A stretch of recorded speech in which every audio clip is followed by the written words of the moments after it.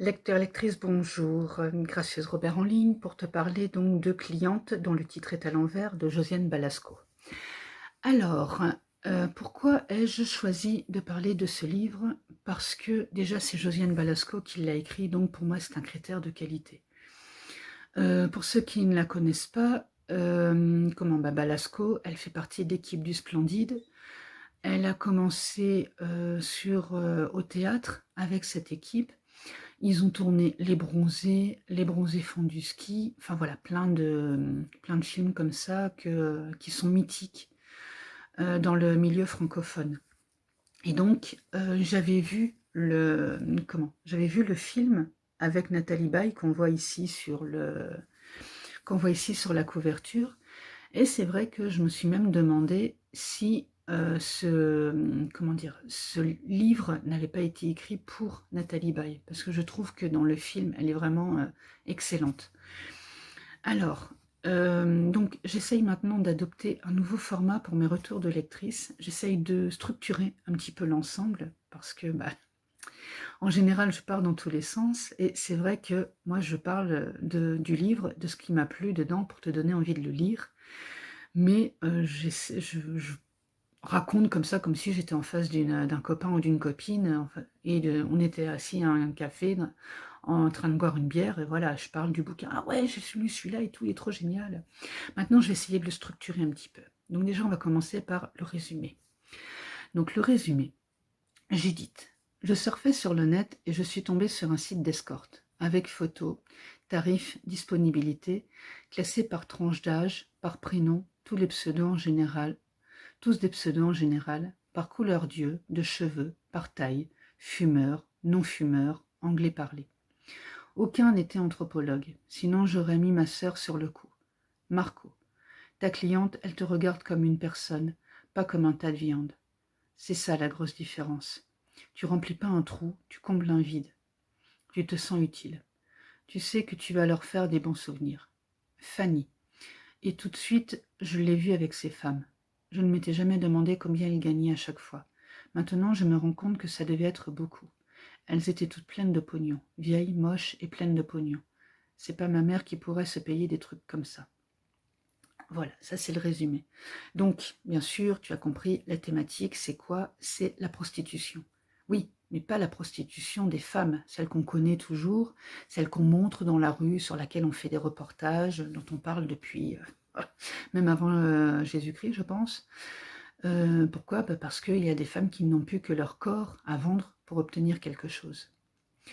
Mais si c'est un homme qui n'a plus que son corps à vendre pour obtenir quelque chose, que se passe-t-il?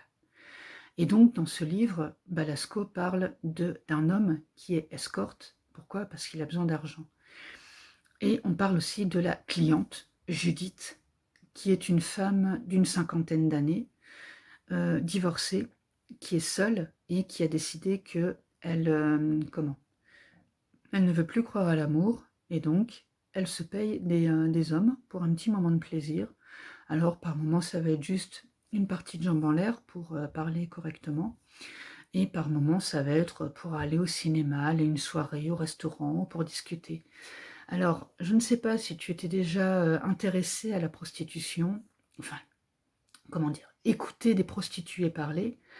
Moi, ce qui me marque beaucoup, parce que j'ai regardé pas mal de reportages, j'ai écouté pas mal d'émissions où il y a des prostituées qui parlent et qui expliquent qu'elles ne vendent pas que leur corps ou elles ne vendent pas que du sexe, elles vendent aussi un moment avec la personne. Elles vont avoir des clients habitués parce qu'il va y avoir un petit feeling qui va passer entre les deux personnes. Parce que, quelque part, c'est un peu ce qui ressort dans ce livre aussi, ce sont des solitudes qui se rencontrent et la personne qui vend des services ne vend pas justement, ne vend pas qu'un orgasme ou qu'un moment de plaisir à son client ou sa cliente, elle vend aussi une présence, une écoute, un moment avec la personne. Et dans le livre, c'est extrêmement bien décrit. C'est-à-dire que Judith, la cliente, va rencontrer Patrick, l'escorte, et au début, voilà, elle va juste le payer pour une prestation dans une voiture, un truc où elle est toujours habillée, parce qu'elle ne veut pas se retrouver nue devant un homme. en tout cas pas un homme avec lequel elle a une relation intime. Et c'est elle qui pose les conditions, c'est-à-dire que c'est dans la voiture.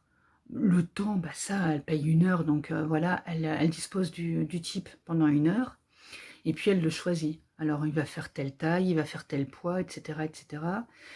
Et c'est une habituée, donc elle sait déjà elle sait déjà ce qu'elle va demander, etc.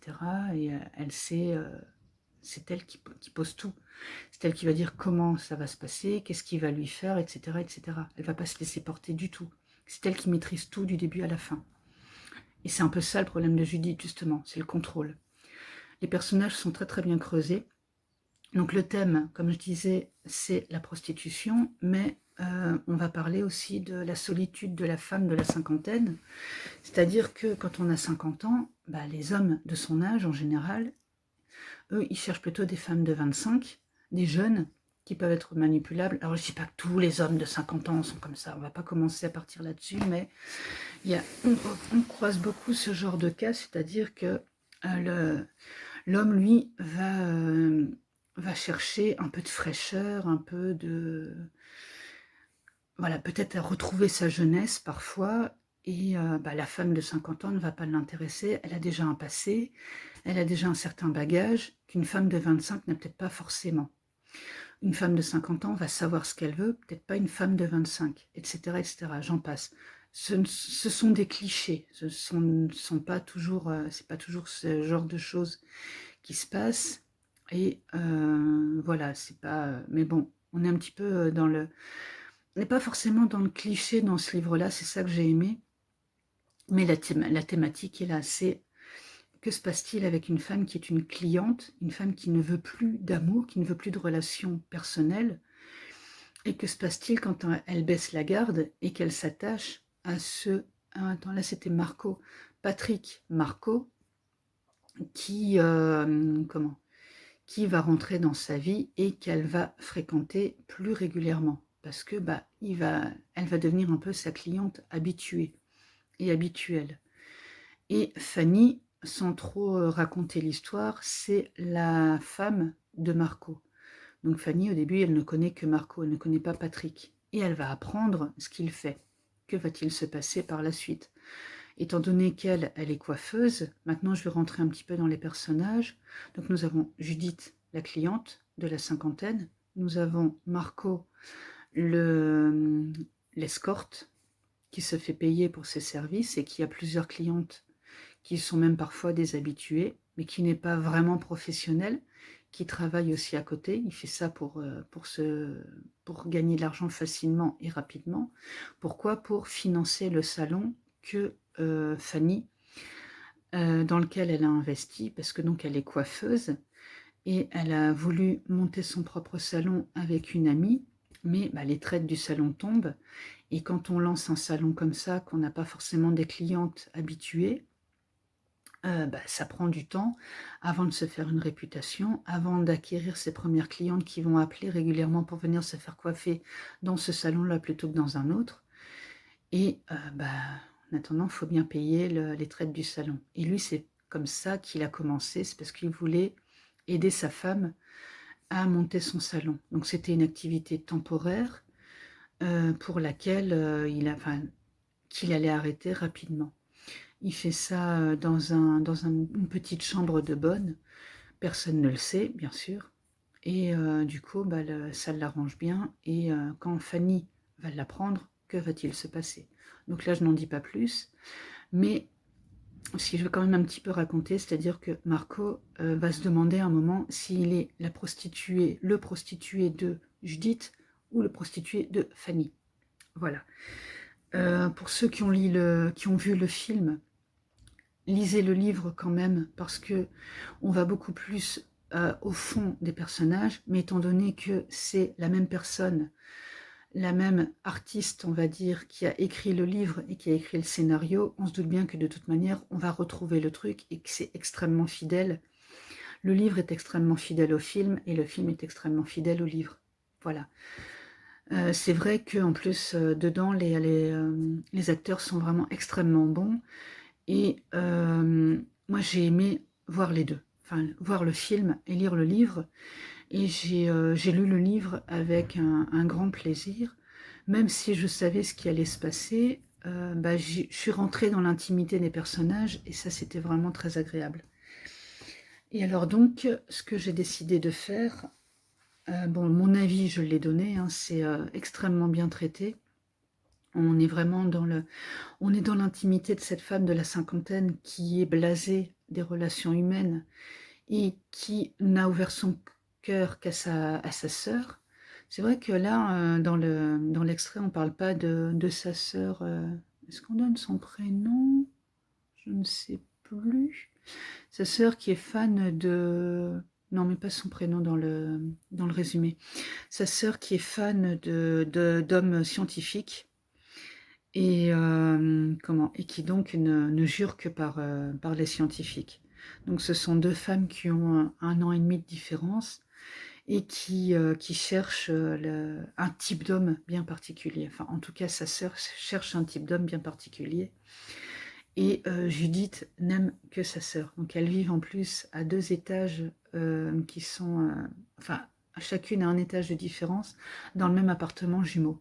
Et elles se comportent un peu comme des jumelles, quoi. C'est ça qui est aussi très sympathique. Donc, ils sont très très bien creusés, les personnages. Et on voit l'évolution des deux sœurs, l'évolution complètement différente des deux sœurs. C'est aussi très très sympa, ça. Je vais couper 2 minutes pour retrouver un extrait, pour donner un peu une idée du livre et du style de l'autrice. Donc là, c'est Judith. Finalement, le parking était beaucoup moins déprimant. Ce dessus de lit en chenille, c'est terrible les dessous de lit en chenille. Celui-là est orange. Orange, un peu râpé. Je suis assise dessus. Les rideaux vont avec, et la vue aussi. Je le regarde poser soigneusement sa veste sur la chaise. Il est mignon. Il me fait un grand sourire et vient vers moi. Je le caresse à travers le pantalon. Il bande légèrement. Déshabille-toi.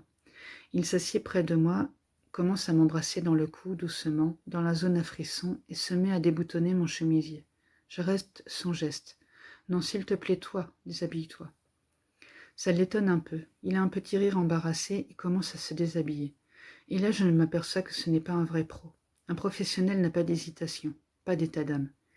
Il est nu en face de moi et le spectacle est très agréable. Pas du genre musclé, mais très agréable. Il s'approche de moi, on s'enlace, baiser profond.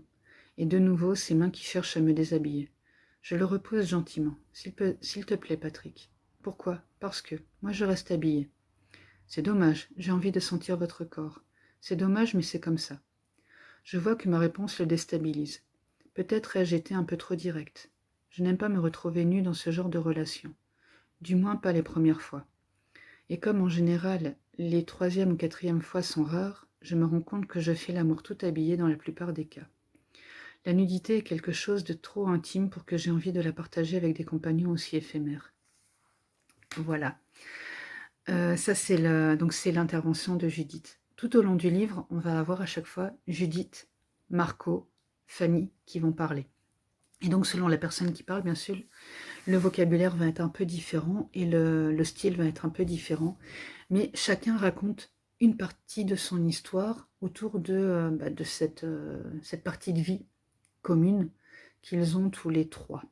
Parce que oui, c'est aussi un peu l'idée du couple à trois et de ce que chaque femme va accepter avec cet homme qu'elle se partage. Voilà, j'espère t'avoir donné envie de lire ce livre parce qu'il est vraiment très très bien écrit. Je ne sais plus combien de pages il a. Peut-être que je vais avoir l'information ici. Il fait 285 pages, donc ça se lit assez rapidement. Et il a été publié en 2003 aux éditions Fayard. Voilà, j'espère t'avoir donné donc envie de le lire parce que c'est un livre quand même qui ne laisse pas indifférent, je pense, et qui amène à se poser pas mal de questions, je trouve, sur beaucoup de sujets finalement, parce que ça traite quand même de la solitude, des relations humaines, de ce qu'on peut faire, jusqu'où on est capable d'aller par amour, et puis de l'amour en général, que ce soit l'amour fraternel ou l'amour dans un couple. Voilà, donc c'était Gracieuse Robert. Si tu ne me connais pas encore, tu vas découvrir ma présentation juste après cette vidéo. Et si tu me connais déjà, je te dis à très vite pour d'autres retours de lecture. Lecteur, lectrice, maintenant que tu as bien écouté la vidéo, je vais me présenter quand même, c'est toujours utile. Gracieuse Robert, donc une autrice hybride, mi-auto-éditée, mi-éditée, qui a donc écrit Ma vie en blog 1 et 2, deux romans feel good en auto-édition, Les voyages forment la jeunesse, en auto-édition aussi, donc l'histoire d'une femme qui essaie de sauver son couple en partant en voyage, un recueil de gracieuses notices et deux récréatures, Gracieuse tribulation d'une brouette et Gracieuse tribulation d'une fourchette. Je réalise aussi des interviews d'auteurs pour vous permettre de les découvrir sous un autre angle, des horoscopes, comme tu vois, des retours de lecture. Je suis disponible sur YouTube, Instagram et Facebook sur le même nom, Gracieuse Robert, et sur mon site lesgracieusetés.fun. Et aussi, de toute manière, il est accessible par le lien gracieusrobert.com. Donc, si tu as aimé la vidéo, tu peux activer, tu peux mettre un petit pouce bleu, la partager. Elle est aussi accessible aux personnes non-voyantes parce que de toute manière, on peut tout écouter. Activer la cloche pour suivre mes activités en mettant avec la petite fonction Instagram, avec la petite fonction pour les suivre en priorité, et me soutenir sur Tipeee ou Utip, les liens étant en description, parce que le reste de tout ça ne nourrit pas son autrice ni son assistant. Merci de ton écoute et je te dis à très vite sur un des réseaux sociaux.